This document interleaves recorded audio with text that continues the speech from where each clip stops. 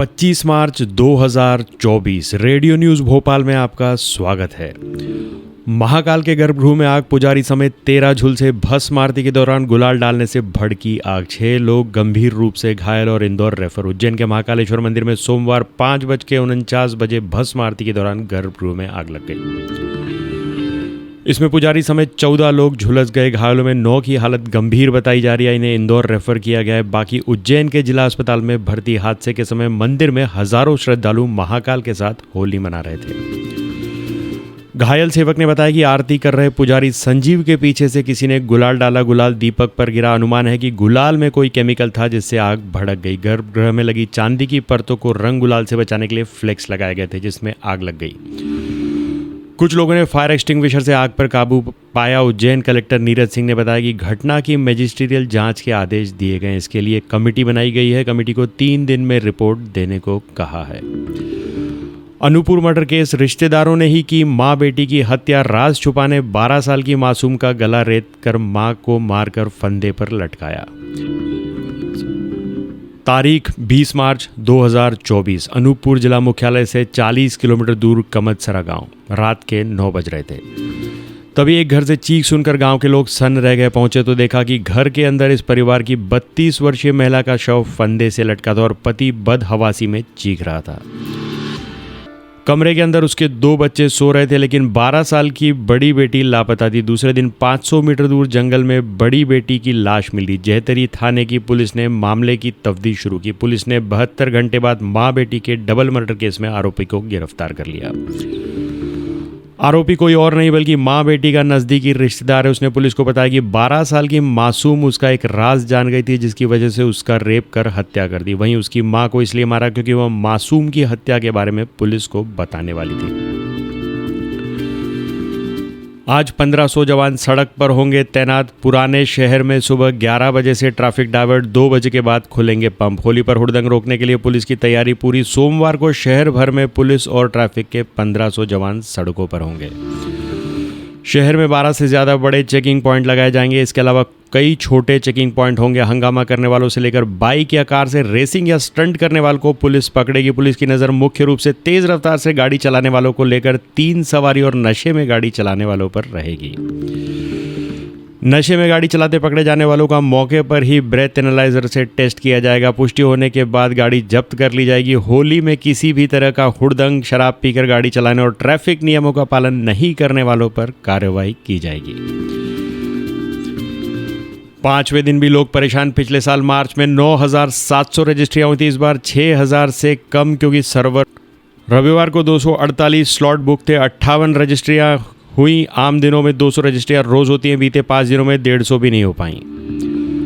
पंजीयन कार्यालय ने लगातार 5वें दिन रजिस्ट्री कराने पहुंचे लोग परेशान होते रहे। अवकाश के बावजूद रविवार को खुले रजिस्ट्री दफ्तरों से सुबह से ही सर्वर डाउन रहा। इसके कारण बुक 248 स्लॉट में 58 ही रजिस्ट्रियाँ हो पाई। किसी के फिंगरप्रिंट नहीं लिए जा सके तो किसी की पूरी प्रक्रिया होने के बाद प्रिंट आउट नहीं आया। बुधवार में घर में मिले 2 अवैध नल कनेक्शन काटे तो वार्ड प्रभारी को मारा तमाचा। जेडीओ से की झूमा झटकी। भोपाल नगर निगम के वार्ड 5 यानी बुधवारा क्षेत्र में संपत्ति कर और जल उपभोक्ता प्रभार की वसूली करने पहुंचे निगम कर्मचारियों के साथ एक बार फिर विवाद हुआ है। 3 मंजिला घर में 2 अवैध नल कनेक्शन संचालित कर रहे युवक ने वार्ड प्रभारी को जोरदार तमाचा मार दिया। इस दौरान युवक और उसके साथियों ने जोन ऑफिसर जेडीओ से भी झूमा झटकी की। इसी इलाके में एक अन्य युवक ने जेडीओ को देख लेने की धमकी दी। निगम कमिश्नर के दबाव के बाद स्टाफ ने तलैया थाने में एफआईआर दर्ज कराने के लिए आवेदन दिया है। कुछ दिनों में इलाके में निगम कर्मचारियों से ये तीसरा विवाद है। कचरा फेंका तो निगम अमले ने युवक को नाले में उतारकर दोबारा उठवाया। भोपाल नगर निगम के जोन 9 स्थित विजयनगर नाले में कचरा फेंकने वाले युवक के खिलाफ 500 रुपये स्पॉट फाइन की कार्रवाई रविवार को की गई। फाइन से पहले निगम अमले ने युवक को गंदे नाले के पानी में उतारा और फेंका गया कचरा वापस निकाला है। उस वक्त निगम की टीम विजयनगर की पुलिया के पास नाले की सफाई करवा रही थी। तभी संबंधित एएचओ बलवीर मलिक की नज़र एक युवक पर पड़ी, जिसने बड़ी पॉलीथीन में भरा कचरा उठाकर नाले में फेंक दिया। फौरन अमला युवक के पास पहुंचा और उसे नाले में फेंके गए कचरे को वापस उठाने के लिए गंदे पानी में उतार दिया। इसके बाद उसके खिलाफ स्पॉट फाइन की कार्रवाई भी की गई। अमले ने युवक को समझाइश दी कि नगर निगम के डोर टू डोर कचरा कलेक्शन वाले वाहन को ही कचरा दें और सार्वजनिक स्थान पर ना फेंके।